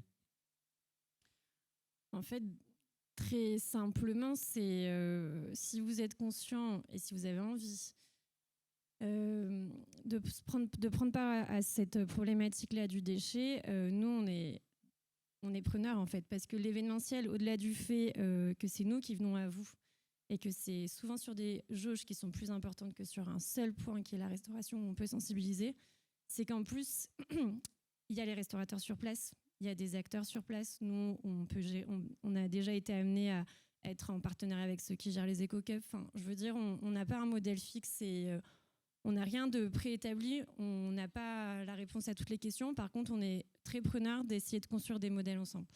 Et donc, les plus courageux, c'est ceux qui nous ont suivis l'année dernière. Et on les remercie. Cette année, on a aussi pas mal de gros événements qui vont arriver, on est très contents. Le 100% consigne n'existe pas encore, c'est-à-dire que là, on a peut-être juste un festival qui s'appelle Overgreen à Issoire, qui veut vraiment se saisir de ces questions-là, mais qui est aussi très engagé dans ces réflexions. On est conscient que tous les organisateurs d'événements ne sont pas autant extrémistes, et quand bien même, moi, je veux surtout qu'on commence à en taper une démarche. C'est-à-dire de se poser des questions. Et même si ça aboutit pas cette année, c'est pas grave. Au moins, il y a eu des questionnements, on a essayé d'y répondre ensemble. Et ça veut pas dire que c'est pour 2022, ça veut peut-être dire que c'est pour 2024. Oui, la réponse, c'est concrètement l'argent, parce qu'on peut être prestataire. Mais plus important que ça, il y a l'introspection. Il y a le fait de se dire, typiquement sur la question des boîtes en événementiel, sur une zone de concert, vous n'avez pas le droit de prendre vos petits bouchons de bouteilles. Donc un récipient en verre, c'est pas dans l'intuition non plus des organisateurs de festivals, même si légalement en soi il n'y a pas d'interdiction, mais ça correspond à ce qui a été dit jusqu'à présent, c'est que c'est une mutation plus globale qu'il y a à faire. L'idée, c'est pas de dire on propose une solution emballage jetable et ça règle le problème. L'idée, c'est de dire il y a tout un mode de fonctionnement, tout un mode d'organisation qui est à penser dans sa globalité, et que si on veut mettre en place du réemploi, il faut effectivement faire des choix peut-être sur les prestataires de nourriture, si vous faites venir des food trucks, ou alors si vous faites donc qui peuvent avoir un rayonnement national, ou si vous faites travailler des acteurs locaux. Si vous proposez des plats carnés, pas carnés, si vous faites une zone de restauration qui est séparée de la zone concert et donc qui permet d'avoir une restauration dans des boîtes en verre, là où dans la zone concert, c'est pas possible. Il y a tout un tas de réflexions en fait. Donc au-delà de nous, l'idée c'est qu'on porte à notre modeste échelle une solution et on espère un panel de solutions qui va s'enrichir et qui, par notre expérience, va pouvoir être de plus en plus performant, avoir un impact plus important. Il y a vraiment une prise de conscience des acteurs aussi qui doivent voir que c'est pas juste je coche, je prends le label éco-responsable et c'est bon, j'ai réglé le problème. Il y a vraiment un raisonnement plus global à mettre en place. Ce que j'entends, c'est que dans ce que vous nous apportez, il y a une question sur finalement la logistique des événements. Moi, je me demandais s'il n'y avait pas aussi la possibilité pour certaines personnes des ICC de vous aider à travailler le récit. Mais voilà, ça peut être aussi quelque chose qui peut être intéressant pour que vous ayez plus d'impact. Voilà. Est-ce qu'on arrive presque à la fin? On a débordé de 5 minutes, mais on avait commencé un petit peu après. Est-ce qu'il y aurait une question? Oui. Alors, juste une chose, auriez-vous la gentillesse de vous lever? Voilà, c'est pour que vous soyez magnifique sur les prises de vue et de nous dire d'où vous parlez. Je vais tenter d'être magnifique. Mais j'en doute pas. Hein. Je vais sourire. C'est l'essentiel.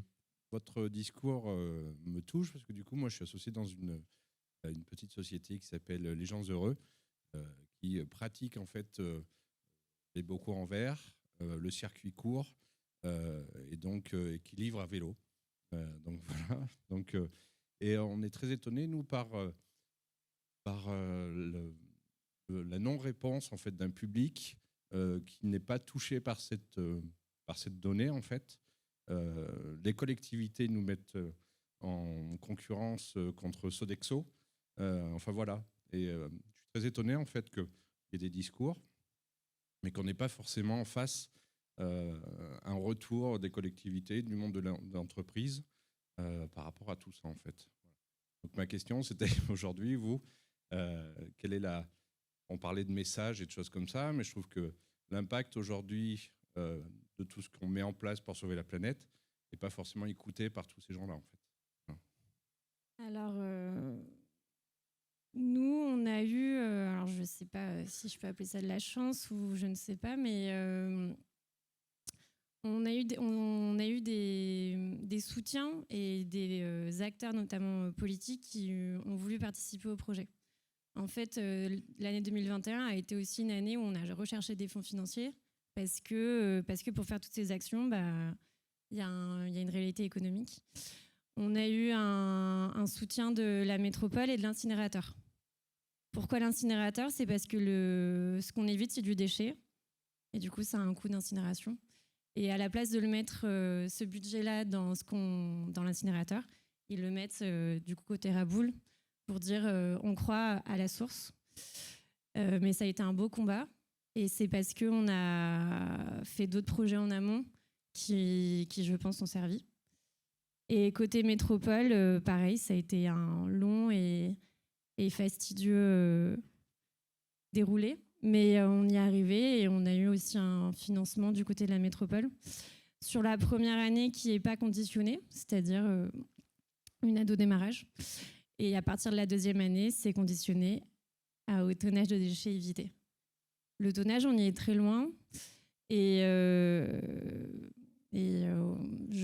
à date, quand vous dites les personnes citoyennes sont moins réceptives au projet, nous, on en a quelques-uns, mais c'est long. Là, ce qu'on vous dit, c'est des beaux messages, hein, mais sur le terrain, c'est aussi très dur. Je pense que vous le vivez aussi. C'est aussi très dur et c'est pour ça que les événements, c'est aussi important. Quand je disais, il y a du monde, c'est massif. On a un impact qui peut être plus direct. C'est la réalité, en fait.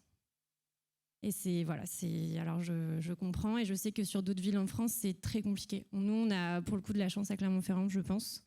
Mais sur d'autres villes, ça fait 3 ans qu'ils se battent et qu'ils n'arrivent pas à avoir un retour de la métropole parce qu'il faut savoir que le déchet, c'est une compétence métropolitaine. Que du coup, nous, on est soutien de ces sujets-là, mais qu'à la base, c'est une compétence métropolitaine. Merci beaucoup. Arthur, Oui, j'ai un élément de complément qui me permet de rebondir en fait sur la question que je posais tout à l'heure à Juliette. Ce qui est certain, c'est qu'on parle là de transition de société, de priorité environnementale. À aucun moment on dit ça va rapporter de l'argent.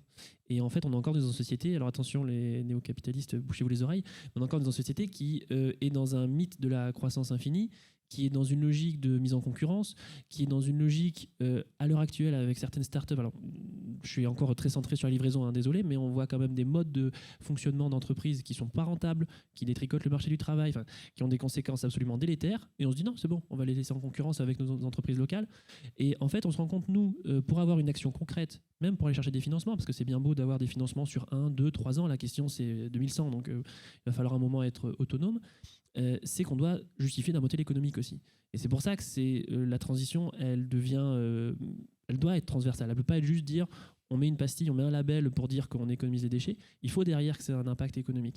Et nous, notre stratégie, elle a été la suivante, c'était de dire d'avoir plusieurs approches sur les restaurants. On se rend compte par exemple que l'impact sur les restaurants, il est faible parce que ça demande énormément d'efforts, énormément de pédagogie sur les mangeurs qui ont, quand vous leur proposez un emballage jetable, un emballage réutilisable, ils prennent le réutilisable, ils n'ont pas le temps, etc. Et on s'est rendu compte que l'événementiel, le fait de préparer les repas dans les boîtes, ça permettait d'amener quelque chose d'autre. Mais donc, il fallait se saisir des opportunités qui étaient ouvertes par ce nouveau mode de consommation pour ouvrir autre chose. Et donc, un petit peu casser le jeu de la concurrence. Nous, c'est aussi, du point de vue de la livraison à vélo, c'est un peu le même principe. On ne sera jamais compétitif avec la barquette en plastique qui coûte quelques centimes, là où le bocal en verre, il coûte 3 € et qu'il faut le faire vivre, il faut le laver, etc. Mais par contre, peut-être que le bocal en verre va pouvoir permettre des choses que ne permettent pas la barquette en plastique ou la barquette en carton, parce que le plastique va bientôt être interdit. Mais bon. Et donc, il y a un vrai enjeu de jouer en fait un peu avec les codes aussi du marché, les codes de la société, tant qu'on n'a pas une rupture sociale qui nous permet de changer ces règles-là et de se dire en fait peut-être que l'écologie, ça a un prix en fait, au bout d'un moment, et que ça vaut le coup de penser différemment notre économie. On est obligé de jouer avec ça et on joue à armes égales, ça c'est sûr et certain. Par contre, la ressource qu'on a, c'est l'ancrage local. C'est heureusement le soutien de certaines collectivités, des acteurs qui commencent à se rendre compte, notamment du point de vue des déchets. Il y a une autre association qui fait énormément de travail sur les déchets qui s'appelle Terra Preta à l'échelle locale, qui, pareil, sur la logique du tonnage, et arrive à démontrer qu'il y a une viabilité économique, à dire on va arrêter les biodéchets, on va arrêter de cramer les biodéchets, on va plutôt les valoriser, en faire de l'engrais, faire de la pédagogie. Et donc l'argent que vous mettez pour cramer les déchets, vous les mettez dans notre poche, et on va créer 2 emplois, on va créer du lien social. Donc là, il y a un pôle au Salin qui est pas très loin là, qui a été créé. Voilà. Ça fonctionne. Ce qui est bien, c'est que Arthur, tu ne manques pas de passion en fait. Non, mais faut avoir conscience aussi, c'est-à-dire que là, ce qui est intéressant, c'est qu'on peut se renvoyer tous la balle, etc. Qu'est-ce qu'on peut faire à l'échelle individuelle, se remettre en question, voir quelle action on peut avoir, et aussi être ouvert en fait sur les mutations qui s'amorcent pour pouvoir les accueillir, parce qu'il y a plein de gens de bonne volonté qui sont un peu hermétiques aux mutations. Tout à fait. Donc je crois qu'on va pouvoir vous remercier. Merci Laura, merci Arthur. Je voudrais aussi qu'on remercie Florian, qu'on remercie Juliette et qu'on remercie toute l'équipe du Damier, et plus particulièrement Mathie, là, qui est au fond, qu'on ne voit pas, qui a été la cheville ouvrière de cette matinée. Voilà. Et puis je vais laisser le mot de la fin à Nathalie. Merci beaucoup.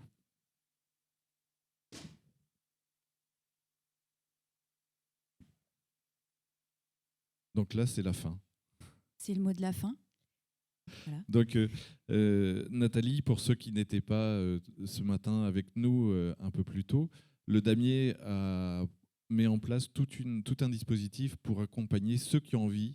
Alors, j'ai bien compris en écoutant Juliette que ceux qui n'ont pas envie, c'est eux qui sont dans le tort, qui ne sont pas dans le juste. Donc, pour accompagner tous ceux qui vont se mettre en mouvement sur ces questions-là.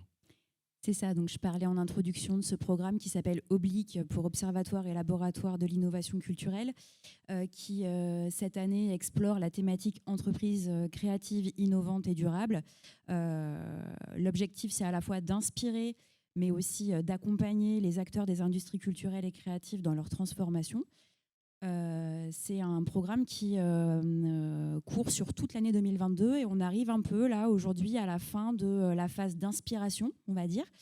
Au mois de février, on a organisé dans le cadre du Festival du court-métrage une rencontre sur l'éco-production dans le cinéma et l'audiovisuel. Effectivement, il y a plein de nouveaux métiers qui émergent, d'éco-managers sur les tournages. Au mois de mars, on a pu organiser un apéro avec le Connecteur et la marque Auvergne, où notre envie, c'était de valoriser des initiatives du territoire. Donc, on a fait pitcher une dizaine d'entreprises dont plus de la moitié étaient adhérentes du damier, qui sont engagées sur des sujets aussi divers que le numérique responsable, que les questions du réemploi, que de l'événementiel responsable. Voilà, on a vraiment des initiatives sur le territoire qui se développent et notre volonté, c'était de mettre en lumière ces projets-là. Donc aujourd'hui, on arrive à la fin de l'inspiration, de la phase d'inspiration, et puis on va, à partir des mois à venir, commencer à travailler sur cette question de l'accompagnement des transformations, donc via différentes propositions. La prochaine étape, c'est une formation professionnelle. On a parlé de numérique responsable tout à l'heure. C'est le thème de la formation qu'on propose au mois de juin. Donc, pour toutes les personnes dans la salle qui sont intéressées à ces sujets, on a 2 jours de formation prévus en juin. On a également, pour les adhérents du damier, un programme d'accompagnement collectif et individuel qui se construit avec 2 partenaires qui sont l'AFDAS et c'est Aura, un magnifique exercice de gestion. Oui. L'AFDAS. Où là, on est vraiment dans l'objectif d'accompagner et d'outiller les adhérents du damier sur les questions de RSE. Comment on met en place une stratégie RSE dans une entreprise culturelle et créative. Qu'est-ce qu'on met en place comme outil de suivi, mais aussi comme outil d'évaluation. Donc ça, c'est un travail qui va nous occuper sur les prochains mois. Et puis, enfin, en septembre prochain, on prévoit un autre temps de rencontre où on a envie d'explorer la création d'outils, sans doute la création d'une charte autour de l'engagement des adhérents du damier et peut-être un travail autour de la fresque du climat. On en a parlé tout à l'heure. Donc voilà, ça, c'est des choses qu'on va explorer dans les mois à venir. Et tout sera sur le site du damier, www.ledamier.fr. Et si on a encore des questions, je crois qu'après, j'ai aperçu... Tout à fait. Donc, j'en profite pour remercier Clermont-Auvergne Métropole, puisque cet événement se déroule dans le cadre de la Clermont Innovation Week. Et on remercie également la direction de la culture de Clermont-Auvergne Métropole qui nous invite pour le déjeuner. Et là aussi, on est dans de l'économie de ressources, puisque voilà, on a la chance de récupérer le buffet d'un événement qui a dû être annulé. Donc, ne partez pas. Voilà. Je propose qu'on poursuive les échanges de façon plus informelle. Merci à tous. Merci beaucoup et merci beaucoup à l'équipe de la Coupole.